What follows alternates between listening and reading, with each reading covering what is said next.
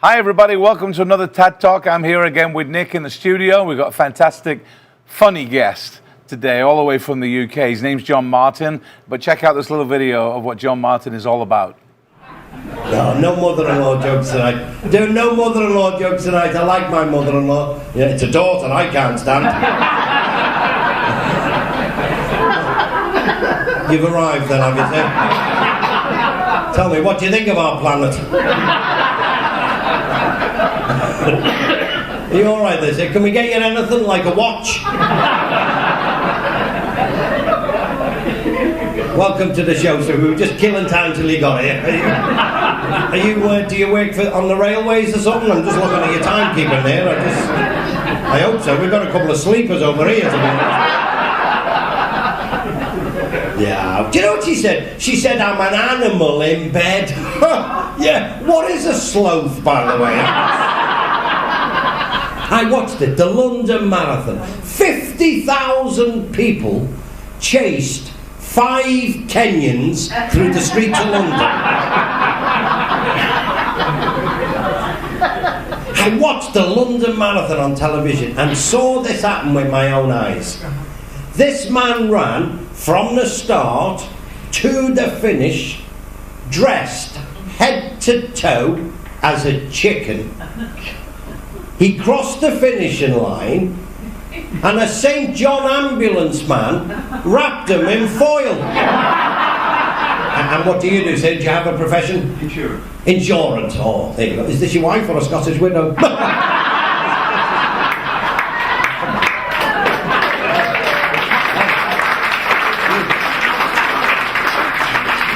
do you think of something then if you don't like it? Is it your wife?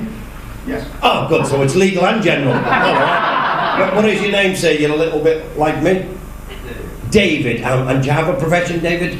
I'm a priest. A priest. Okay. Well,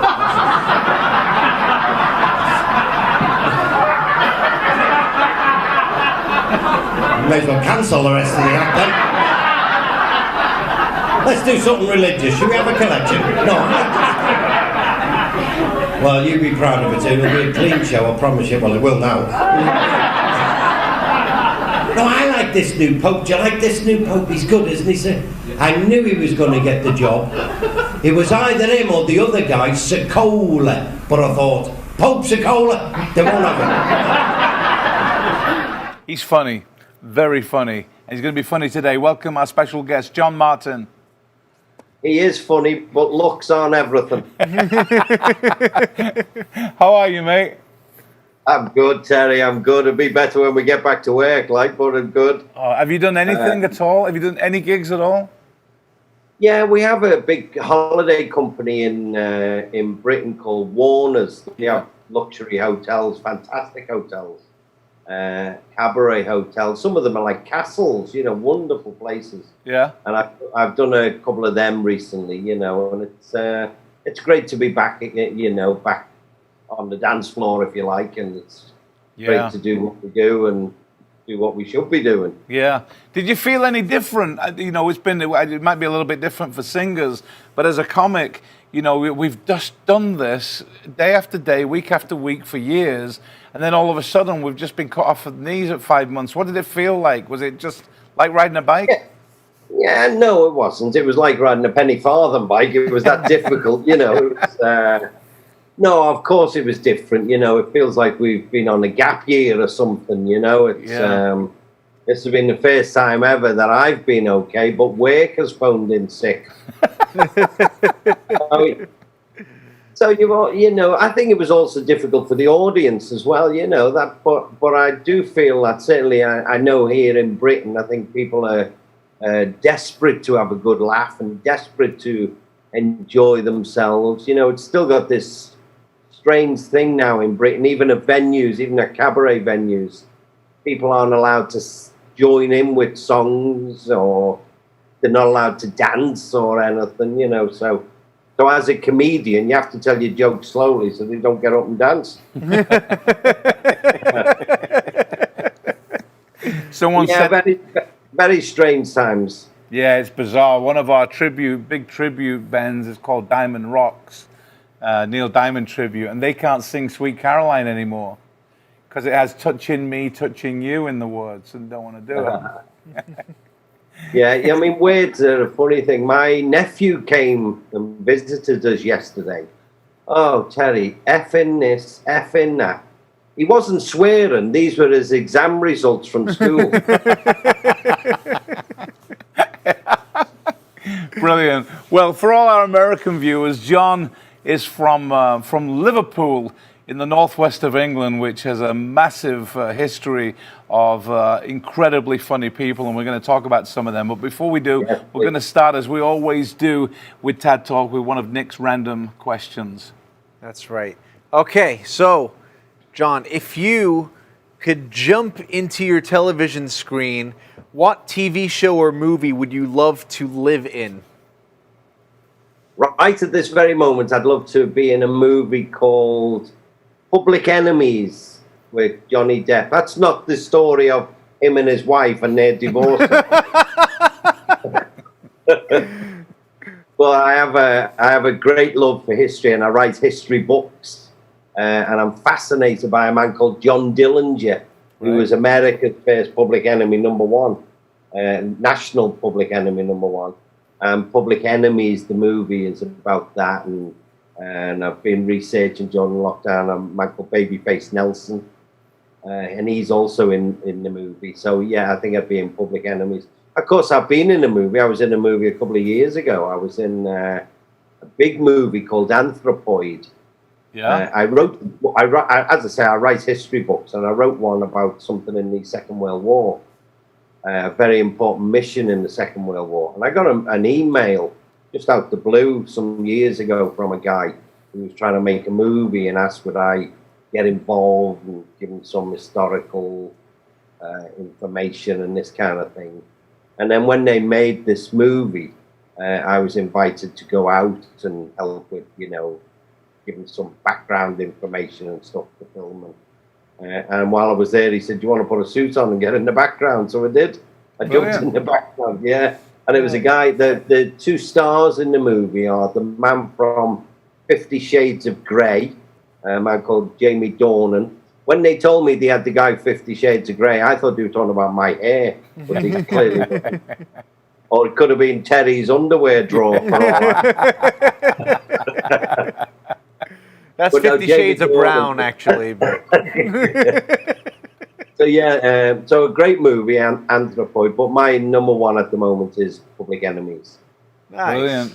Brilliant stuff. Yeah. Tell us more about the books. I was going to jump right into the comedy, but I know the books is something you're extremely passionate about. First of all, can you get these books on Amazon, or if not, where can you get these books, John? Yeah, you can get them on Amazon. I always say it's a bit far to go to buy a book, like. But yeah, people collect my books. Well, they do. They're called refuge collectors, actually. So I write these history books. My latest one is called Ambushed, and it's 6 different ambushes in history. One of which was John Dillinger. And during the lockdown, I've actually written Ambush 2, and one of the stories is Babyface Nelson. And it's great because I find, relatives of these people, and I'm dealing with the FBI and the Library of Congress and National Archives in America and this kind of thing, Yeah. So it's fascinating. It's something I absolutely love. And as if by magic, there it is. Nice. Ambushed. Yeah. So yeah, I'm fascinated. How did that happen? You're in Liverpool. You're a Scouser here and born and bred. But here you are but you're over here in America with all the American villains, if you like. So how did you make that? Only tonight on this TAD Talk, by the looks of it. Yeah, the 2 of them. But how did you jump over there? Because I know you research all over the States, right? Yeah, but I do. Not just. It's not about just the States. It just happens to be subjects, and some of them are in the States. Gotcha. Dillinger, of course. So I mean, another subject that I've written about, Bonnie and Clyde in the States. And when I do it, I have to travel to the places. So for Bonnie and Clyde, you have to go from Dallas, where they were born and lived. And I had to travel all the way up to Louisiana and Joplin, Missouri. And of course, Dillinger was from Indianapolis. So I traveled all around Indiana and Chicago. He was killed in Chicago. So, you know, traveling all over the place. And we just hope that things clear up, because I'm supposed to be having a couple of weeks on the move with one of Dillinger's relatives, going to a number of places in Wisconsin and places like that. But, you know, it's all up in the air at the moment. When is that, John? Well, it was supposed to be earlier this year, but we've changed it now to earlier next year. So hopefully, you know, it's whether it comes off or not, you know. But if it comes off, we'll be going to Wisconsin, obviously Chicago again.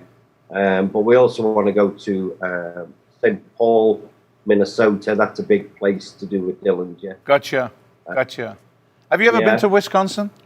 No, I haven't. Have you not? No? No, me. No, well, both of you, either of you. I haven't, no. I don't think so. There's a place up there. We went to Wisconsin, and for me, Wisconsin was all cheese and not many people. I would love it. That's what I thought about it. But we went to a place called Lake Geneva, and it's one of the most spectacular places I've ever been to. Some of the homes around that lake are stunning. So if you're in Wisconsin, try and check it out. Well, certainly one of the places I want to go is the Lake Como Inn, which is now called something else, but it's on Lake Geneva. Is that right? Yeah, and a very big connection to the death of Babyface Nelson. I didn't know that. Yeah, Lake Geneva's spectacular. Yeah, on the day he was killed, Babyface Nelson, 27th of November, 1934. Not that I know anything about it. Like, he died at 7:35 p.m. But he went to Lake Como Inn in Wisconsin near Lake Geneva, looking for a place to stay. And the FBI were staking out this place. And he managed to get away. And then they caught up with him north of Chicago. Interesting. Wow. And you know, your wife, Jo, is one of the leading managers of comedy entertainment in the world. But is she My wife at the moment. Is she as My passionate? current wife. Is she as passionate? But she's not about passionate at all. No, she's not passionate in any way, shape, or form at all. Them days have gone, Terry. It's not only Britain that's in lockdown. My wife's passion has been in lockdown for about 15 years. Is she as passionate about the? No, stop using different words. Okay. How does she feel Interesting. about traveling and learning about Dillinger and Babyface Nelson? She doesn't. She's bored stiff, and I try and say to her, it's very similar to your family. I say to her, these people are outlaws, a bit like your mother and father and your relatives. Yeah, Those no in-laws. interest. But to be fair, she does travel with me, and sometimes, I've dragged her all around. From as I say, we did this big Bonnie and Clyde trip from Dallas all the way up to Gippsland, Louisiana, and all through Shreveport and places like that. So she Amazing. does put up with it a bit. That's great. That's great stuff. We're going to take a break, and after the break, we're going to ask John about the Funny Men of Liverpool, a massive history of which he's one of that group. We'll be back. But we're after not going to talk in any way, shape, or form about my wife being passionate. We are not. We've been down that road. We'll be back after the break. We'll see you then. Life is a journey, and everybody's going somewhere. Why wait for the fun to start when you reach your destination? With TAD Travel, the fun starts the moment you leave your door, wherever you're going, and however you want to get there. We've got it covered. TAD Travel. We're going places. Are you coming with us? And we're back with part 2 of TAD Talk, and our special guest, John Martin, who promises he's not going to talk about his wife's lack of passion in the second part of the show. Let's talk about Liverpool, John. I know you love to talk about Liverpool.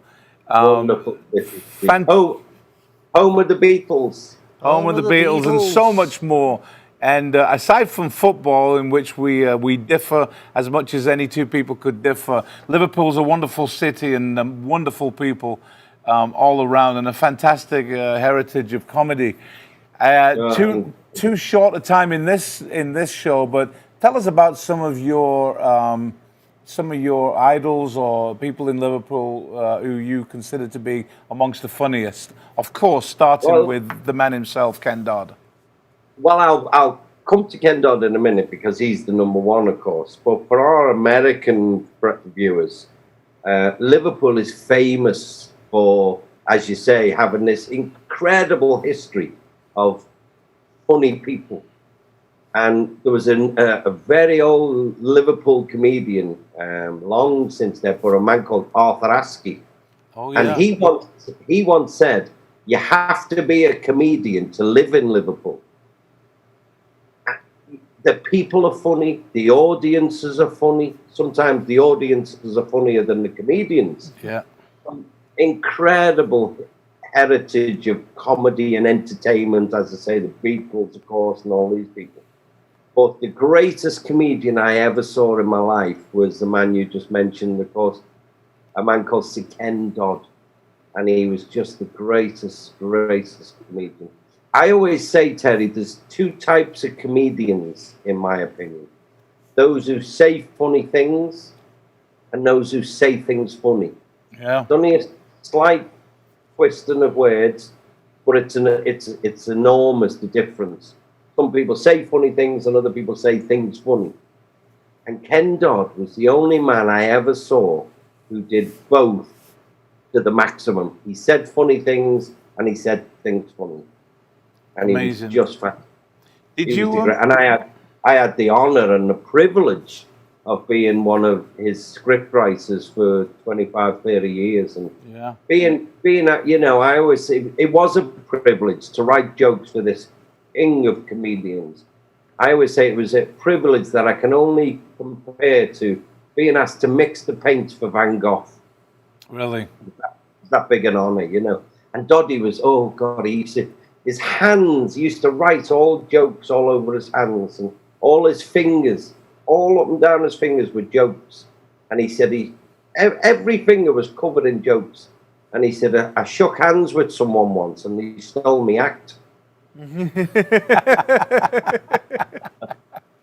Have you seen any footage of Ken Dodd? I'm sure you've shown it to me. It sounds so familiar. I may have done, obviously, from Liverpool. He was unique, and not sure how much of it would really transpose into an American mind. I think it would, so? Terry. You know, Yeah. you must show Nick the very first, what they call an audience with Ken Dodd. Show him the number one, an audience. Yeah, I'll Ken do Dodd. that, yeah. And it will, you know, it will travel. Yeah. Funny stuff. I know there's a lot of funny. I've shown him some videos of Tommy Cooper in his heyday. He was another naturally funny man. But what other... But there's a man who says things funny, you see. Tommy Cooper was a man who said things. Whatever Tommy Cooper said, he could read the shopping list. Yeah. And it was funny. In Britain, we had the opposite of that, a man called Bob Monkhouse, who I also had the privilege to write jokes for. But he wasn't funny, Bob Monkhouse.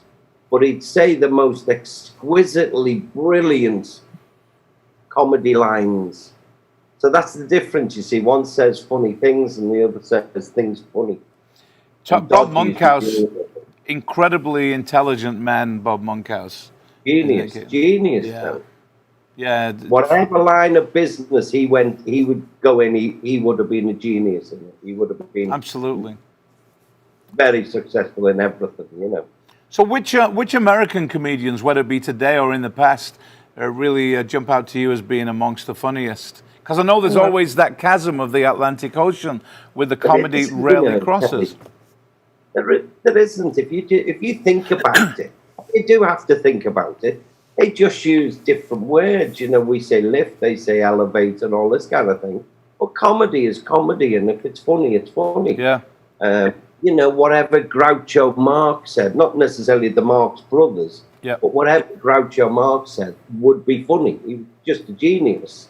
Yeah. You know, and you can go back before him, even to Laurel and Hardy you know, were they American or they British? Yeah. It doesn't matter, because they overlapped both. Yeah. You What know, about people like George Carlin and Jerry Seinfeld? Yeah, wonderful, wonderful. You know, I mean, I think Friends is my favorite comedy program of all time. I absolutely love it, you know. Yeah. But there's also some great up-and-coming comedians in America. There's a lad in New York called Jeff Norris, who's just superb. He's sensational. He should be a big star if there's any justice in this world. Yeah. How about you, Nick? What about you? Because you're a completely different generation. Well, which comics, comedians really jump out as you? well, I love Victoria Wood. Yeah. She was incredible. Wordsmith, an absolute wordsmith. She was fantastic. I really like. I got to shout out Robin Williams here. I mean, I miss him every day. It's weird when he died. It was the closest non-family member that died that felt like I lost like an uncle.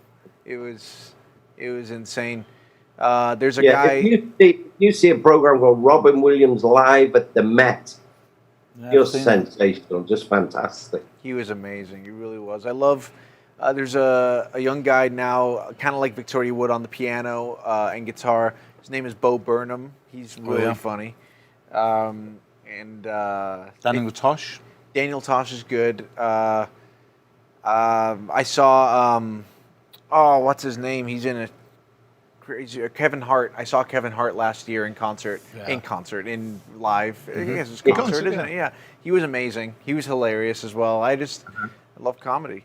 Yeah. That's great. It's a great. I always say a joke is the greatest magic trick you can do in the world. People think you're taking them somewhere else, and then bang, you go the other way. Yeah. Yeah. Incredible. It's just... Do you still love it, John? I mean, passionately. Go back on the word to passion now, but we get so passionate about this industry, being on stage and the gratification from the audience. But do you still have that same feeling? Oh yeah, of course. I would do it for nothing. Well, I have been doing since I've joined TAD agency. Of course I love it. You've got to love it to get up there and put everything, bare your soul almost in front of an audience like that. And you have to love it. You have to be in love with it. Yeah. To put your neck on the block like that. Yeah, it's still a challenge. I still enjoy the challenge of seeing if we can take an audience one way and then try and take them the other way. I enjoy that. I like that challenge. Yeah. We have a phrase in England. I don't think we have quite the same phrase over here in the States, but it's called "died on your ass." And I just died in your arms tonight. No, that's not died in your arms. Okay. No. It's died on your ass, which means that you went on stage to perform and the audience could not give a crap. And John, when was the last time you died on your ass? What time is it now? Listen, we've all done it thousands of times, and it makes you what you are. It's true. Sometimes it's your fault. Sometimes it's the audience fault. It could be the whole lexicon of reasons why. Yeah. A square peg won't go in a round hole. I've done some shows. I did one only a couple of years ago, and I arrived at this place. I got there. They knew I wasn't arriving until a certain time, and the night had already started. And I turned, and it was like the Wild West in this hotel. People running and chasing. And I said, "Hey, I'm here to do stand-up comedy," and it was a big company. They paid me a lot of dough. And I said, "Look, the boss needs to go on and calm everyone down and say, look, we've got a show now. The company's paid a lot of money, da da da da." And the guy said to me, "No, don't worry." He said, "The translator is going to go on and calm them down." I said, "How do you mean?" He said, "Well, none of them speak English." I said, "I'm a comedian." He said, "Yeah, we've seen what you do. We love what you do. But the translator will translate every joke." Now, with the best will in the world, God, how can you You know, how can a comedian, even the best comedians, not me, but people far better than me, they couldn't perform to people who don't speak the same language as the comedian. So I'm doing jokes, and there's a translator there translating the jokes, but I think he was doing some of his own. I think he was auditioning. Funny. So I say, if I didn't go very well, I think it was his fault. He was putting some of his own jokes. Definitely. I agree.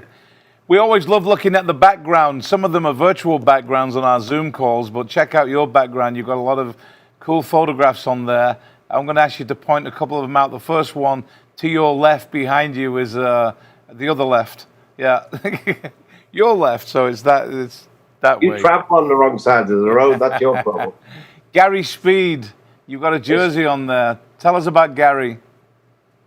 Gary was for people not from Britain, Gary was a wonderful, wonderful professional footballer in the Premier League.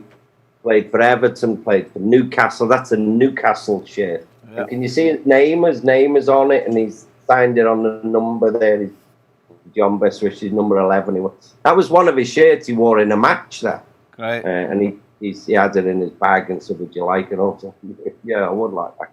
And Gary was a wonderful, wonderful example of a sportsman who carried himself well. He didn't get involved in politics or off the field things. He was just a really, really decent and nice man. Hardly ever booked, which you'll know his career. And then he became manager of his country, Wales, at football, and sadly took his own life at the age of 42. And he was a very, very good friend of mine. His mum and dad are still our best friends, and you know, we miss Gary dearly. Yeah, but of course, above Gary, you've got Kevin Keegan, who was one of my childhood heroes, and he signed that to Liverpool's best comedian, Kevin Keegan. Brilliant. Brilliant. Yeah, a lot of football. There's Doddy. There's Doddy there. Yeah. And Jimmy Tarbuck, who I've written for 25 years. Another funny guy. Another Liverpool comedian. Another great comedian. But he's only, what you can't be. There's some great comedians in Liverpool. But I set out not to be a Liverpool comedian. I wanted to be a comedian that came from Liverpool. And there is a difference, because there's some wonderful, terrific comedians who are Liverpool comedians, but they can only work like, I don't know, a 25-mile radius or something, because people wouldn't understand what they're saying. They talk in a very quick dialect and slang and all this kind of thing. And I set out to try and be out to work all over the world, to be honest. Well, we're doing very well with that at the moment. Hey, John, we're going to do a thing we do on some of our TAD Talks. We're just going to give you these either-or things. Okay, we're going to say something like dog or cat. You just have to pick one. You can't explain why. It's like trying to put a gag on a comic is hard, but either or, thing. Do I need to put my chair back? It's like being in the psychiatrist's office. I know, second. Here we go, and feel free to throw some in. Here we go. Dogs or cats? Sorry, I broke that. I missed that, Harry. Dogs or cats? Dogs. Love our dogs. We had some beautiful dogs. Spain or Italy? Spain. Scotland or Ireland? Scotland, because I can get there. Florida or California? Florida. Spicy food or bland food? Bland. A bit like yourself, Terry. Fish and chips. Very bland. Fish or chips or beans? Fish and chips or beans on toast? Well, can't you have beans on toast and fish and chips? Have you seen the size of me, Terry? I've done that frequently. What about beans on fish? Oh, yeah. My excuse is I used to be one of twins, but I ate the other fella. So which one is it? Everything. I like all that. Put it all on one plate and I'll eat it all. I agree. Meat pie or meat and potato pie? Both. We'll be talking like you see, you shouldn't throw things out. I want it all on one plate. Red or blue? Red. Bright red. Winning the Premiership or winning the European Champions League? You know, the Premiership, of course, but it's so exciting winning the Champions League. And we've done it 6 times, so we're kind of used to it. Probably still a novelty for you. But you said Premier League, right? Yeah, of course. Yeah, absolutely. Your career or your spouse?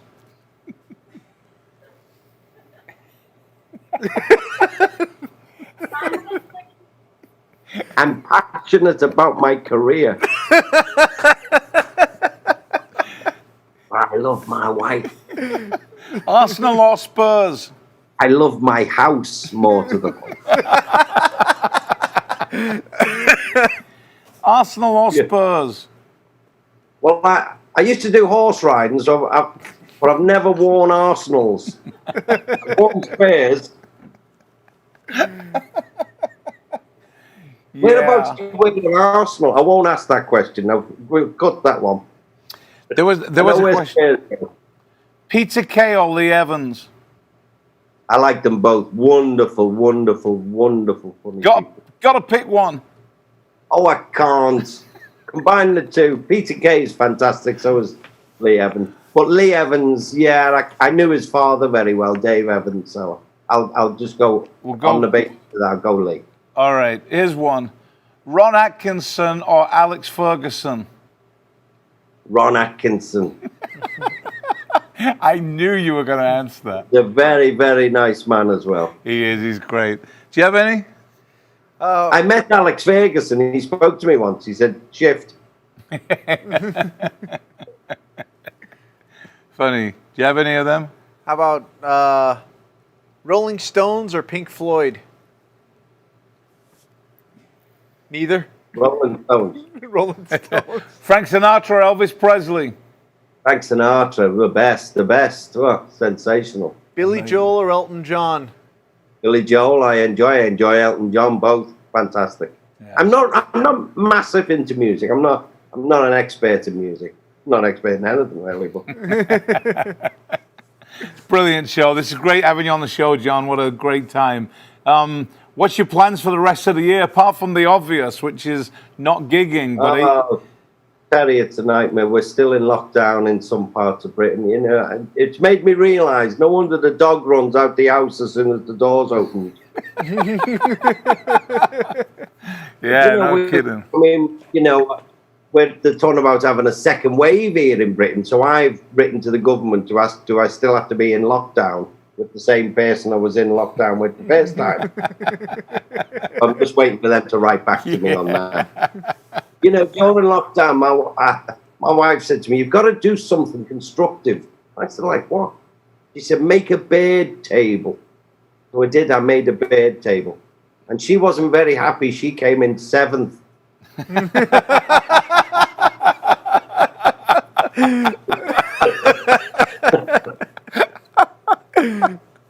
I like that one. It's a good That's one. great. That one might get lost on the Americans because we don't say bird over here. Do Explain we? it. A bird is a lady. A bird is Slang for a lady. Slang for a lady. So a bird table would be a list of ladies you like, and his wife came in 7th. And now that we explained it, you guys were probably laughing. Like, Good. I guess the moment gone, hasn't it, really? Well, we You can't. see, I'm very jealous of you people over in Arizona. One of the places I really want to go, massive on my bucket list, and we should have gone this year, is Tucson. I want to go to Tucson because of the Dillinger connection there, massive Dillinger connection. Yeah. He was arrested in Tucson. We're literally an hour and a half, 2 hours from Tucson. So jealous. So jealous. we'll do it in 2021, John, that's for sure. Desperate. We can't wait to get the wheels turning again, see you back on stage, and starting to earn a little bit more commission from you. The only suntan I'm getting these days is off the fridge light. Every time We know the feeling. Thanks so much You've lost weight, Terry. Kinda. Yeah. No, my excuse. I've had mine's actually a medical condition. I've had what they call an overactive knife and fork. That's my, The biggest difference in me. I have tried so hard to lose weight. I actually joined Weight Watchers on the internet.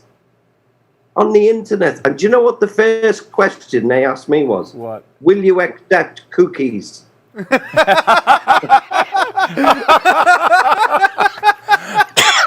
That's funny. Oh, that's great. You've no chance, have you? You've no chance. You know, on a separate note, it amazes me how people like you come up with this funny stuff over and over and over again. And yeah, it's great. It's definitely a skill, John, and you're definitely the master of it. Well, I've enjoyed doing this, Terry. You've taught me money isn't everything. Yeah, I know. I love actually watching your Facebook. You find or you create some of the funniest comments that are on there. It's funny stuff. Thanks so much for being on the show, John. Only Nick does Facebook and Twitter, and he's combined them both, and he just calls himself Twitface. Twitface. By the way, for those watching the show, you'll get an idea that if you're expecting an hour of comedy from John Martin, it's likely going to be 2.5 hours, because this is the third time I've said, well, thanks for being a guest on the show today, John. Yeah, and but Nick's made all the effort to come in, and it's a great name. You should like that name. You should be proud of that. Nicholas, what a great name, Nicholas. I have me women the same way, to be honest.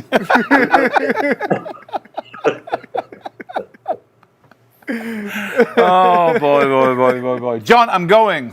We're going to close the show. But thank you. What time's the second half? Thanks so much for being a guest on the show. Thank you. Of course. Well, it's all the very best here. It's been an absolute tonight. Yeah, it's been brilliant, John. Thanks so much to everyone watching. Stop me getting big-headed. It's been absolutely wonderful. We will see you on the next edition. Terry, who's a great friend, not of mine, but I'm sure he is to someone. We'll see you on the next episode of TAD Talk. John, thanks. Better.